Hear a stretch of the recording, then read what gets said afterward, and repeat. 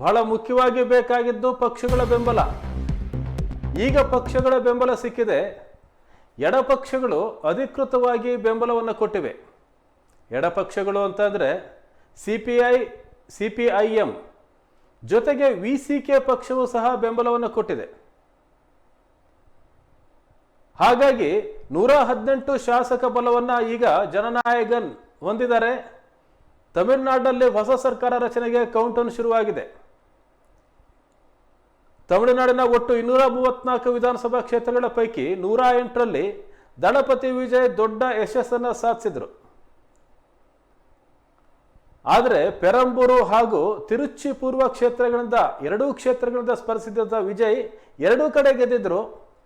ಹಾಗಾಗಿ ಅವರು ಒಂದು ಕ್ಷೇತ್ರಕ್ಕೆ ರಾಜೀನಾಮೆಯನ್ನು ಕೊಡಲೇಬೇಕು. ಒಟ್ಟು 107 ಸದಸ್ಯ ಬಲ ದಳಪತಿ ವಿಜಯ್ ಪಕ್ಷಕ್ಕೆ ಇದೆ. ನೀವು ಸ್ಕ್ರೀನ್ ಮೇಲೆ ನೋಡ್ತಾ ಇರ್ತಕ್ಕಂಥದ್ದು CPIM ಪಕ್ಷದ ಬೆಂಬಲ ಪತ್ರ. ಜೊತೆಗೆ CPI ಸಹ ಬೆಂಬಲ ಪತ್ರವನ್ನು ಕೊಟ್ಟಿದೆ. ಎರಡೂ ಪಕ್ಷಗಳು ಬೇಷರತ್ ಬೆಂಬಲ ಘೋಷಣೆ ಮಾಡಿವೆ. ಈ ಮೂಲಕ ಪ್ರಸ್ತುತ 107 ಸ್ಥಾನಗಳನ್ನು ಹೊಂದಿದಂಥ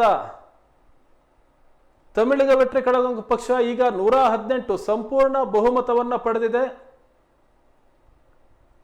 ಕಾಂಗ್ರೆಸ್ನ 5 ಶಾಸಕರು, CPIನ 2, CPIMನ 2 ಹಾಗೂ VCK ಪಕ್ಷದ 2 ಇವರು ಸಹ ಬೆಂಬಲವನ್ನು ಕೊಟ್ಟಿದ್ದಾರೆ. ಈಗ ದಳಪತಿ ವಿಜಯ್ ಜನನಾಯಗನ್ಗೆ ಬೆಂಬಲ 118ಕ್ಕೆ ಏರಿಕೆಯಾಗಿದೆ.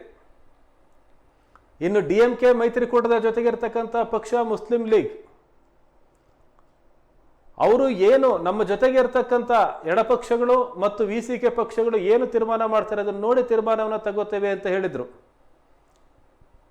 ಈಗ DMK ಹೊರತುಪಡಿಸಿ ಆ ಮೈತ್ರಿಯಲ್ಲಿದ್ದ ಎಲ್ಲ ಪಕ್ಷಗಳು ದಳಪತಿ ವಿಜಯ್ಗೆ ಬೆಂಬಲವನ್ನು ಕೊಟ್ಟಿವೆ.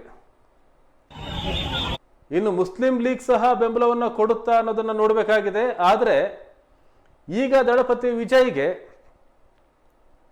ಬಹುಮತ ಸಿಕ್ಕಂತಾಗಿದೆ. ರಾಜ್ಯಪಾಲರು ಇನ್ನು ಯಾವ ಕಾರಣವನ್ನು ಹೇಳುವಂತಿಲ್ಲ. ರಾಜ್ಯಪಾಲರು ಹೇಳ್ತಾ ಇದ್ರು ಸಂಪೂರ್ಣ ಬಹುಮತವನ್ನು ತೋರಿಸಿ ಆಮೇಲೆ ಪ್ರಮಾಣ ವಚನಕ್ಕೆ ಅವಕಾಶವನ್ನು ಮಾಡಿಕೊಡ್ತೇನೆ ಅಂತೇಳಿ. ಸಂಪೂರ್ಣ ಬಹುಮತ ಈಗ ದಳಪತಿ ವಿಜಯ್ಗೆ ಸಿಕ್ಕಿದೆ. ಒಟ್ಟು 118 ಶಾಸಕರ ಬಲ ದಳಪತಿ ವಿಜಯ್ಗೆ ಸಿಕ್ಕಿರೋದ್ರಿಂದ ಈಗ ಸರ್ಕಾರ ರಚನೆಯ ಹಾದಿ ಸುಗಮ ಆಗಿದೆ. ತಮಿಳುನಾಡಿನಲ್ಲಿ BJPಯೇತರ ಪಕ್ಷ ಅಂದರೆ BJP ಮೈತ್ರಿಕೂಟ, NDA ಮೈತ್ರಿಕೂಟ ಹೊರತುಪಡಿಸಿದಂಥ ಪಕ್ಷ ಅಧಿಕಾರಕ್ಕೆ ಬರಬೇಕು ಅಂತಕ್ಕಂಥ ಜನಾದೇಶ ಏನಿತ್ತು ಆ ಜನಾದೇಶಕ್ಕೆ ಈಗ ಮೌಲ್ಯ ಸಿಕ್ಕಿದೆ. DMK ಮತ್ತು ದಳಪತಿ ವಿಜಯ್ ಅವರ ತಮಿಳಿಗ ವೆಟ್ರಿ ಕಳಗಂ ಪಕ್ಷ BJP ವಿರುದ್ಧವಾಗಿ ನಿಂತು ಗೆದ್ದಂಥ ಪಕ್ಷಗಳು. ಆದರೆ DMK ಮತ್ತು ತಮಿಳಿಗ ವೆಟ್ರಿ ಕಳಗಂ ಪಕ್ಷ ಪರಸ್ಪರ ವಿರೋಧದ ಪ್ರಚಾರವನ್ನು ಮಾಡಿದ್ದು. ಹಾಗಾಗಿ ಇವರು ಒಂದಾಗುವ ಸಾಧ್ಯತೆ ಕಡಿಮೆ ಇತ್ತು. ಇದನ್ನು ಹೊರತುಪಡಿಸಿದ್ರೆ DMK ಜೊತೆಗೆ ಮೈತ್ರಿಕೂಟದಲ್ಲಿದ್ದಂಥ ಸೆಕ್ಯುಲರ್ ಅಲಯನ್ಸ್ ಮೈತ್ರಿಕೂಟದಲ್ಲಿದ್ದಂಥ ಬೇರೆ ಪಕ್ಷಗಳು ಕಾಂಗ್ರೆಸ್, CPI, CPIM, VCK ಮತ್ತು ಮುಸ್ಲಿಂ ಲೀಗ್ ಈ ಪಕ್ಷಗಳ ನಿಲುವೇನು ಅಂತಕ್ಕಂಥ ಕುತೂಹಲ ಇತ್ತು. ಈಗ CPI ಪಕ್ಷ ಮತ್ತು CPIM ಪಕ್ಷ, VCK ಪಕ್ಷ 3 ಪಕ್ಷಗಳು ತಲಾ 2 ಶಾಸಕರನ್ನು ಹೊಂದಿದ್ದಾರೆ. ಇವರು ಈಗ ಬೆಂಬಲವನ್ನು ಕೊಟ್ಟಿದ್ದಾರೆ. ಕಾಂಗ್ರೆಸ್ ಮುಂಚೆಯೇ ಬೆಂಬಲವನ್ನು ಕೊಟ್ಟಿತ್ತು. ಇದಕ್ಕೆ ಕಾರಣ ಆಗಿದ್ದು ಮಲ್ಲಿಕಾರ್ಜುನ್ ಖರ್ಗೆ ಅವರು ನೇರ ಅಖಾಡಕ್ಕಿಳಿದ್ರು. CPI ಮತ್ತು CPIM ಪಕ್ಷದ ಜೊತೆಗೆ ಮಾತನಾಡಿದ್ರು. VCK ಪಕ್ಷಕ್ಕೂ ಸಹ ಬೆಂಬಲ ಕೊಡಿ ಅಂತ ಹೇಳಿದ್ರು. ಅಲ್ಲಿ ಏನು ಅಂದರೆ BJPಯೇತರ NDAಯೇತರ ಮೈತ್ರಿಕೂಟ ಅಧಿಕಾರಕ್ಕೆ ಬರಬೇಕು ಅಂತಕ್ಕಂಥ ಅಧಿಕಾರಕ್ಕೆ ಅಲ್ಲಿ ಮಾಡಬೇಕು ಅಂತ ಉದ್ದೇಶ ಏನಿತ್ತು ಅದಕ್ಕೆ ಪೂರಕವಾಗಿ ಕಾಂಗ್ರೆಸ್ ಬೆಂಬಲವನ್ನು ಕೊಟ್ಟಿತ್ತು. DMK ಜೊತೆಗೆ ಮೈತ್ರಿ ಮುರಿದಿರ್ಬೋದು, ಆದರೆ AIADMK ಪಕ್ಷ ಅಲ್ಲಿ ಅಧಿಕಾರವನ್ನು ಮಾಡಬಾರ್ದು ಅನ್ನೋದು ಗುರಿಯಾಗಿತ್ತು ಅವ್ರದ್ದು. ಹಾಗಾಗಿ ಈಗ ಅಲ್ಲಿ ತಮಿಳಿಗ ವೆಟ್ರಿ ಕಳಗಂ ಪಕ್ಷ ಇತರೆ ಪಕ್ಷಗಳ ಜೊತೆಗೆ ಕಾಂಗ್ರೆಸ್, CPI, CPM, VCK ಈ ಎಲ್ಲ ಪಕ್ಷಗಳ ಜೊತೆ ಸೇರಿ ತಮಿಳುನಾಡಿನಲ್ಲಿ ಹೊಸ ಸರ್ಕಾರ ಅಧಿಕಾರಕ್ಕೆ ಬರ್ತಾ ಇದೆ.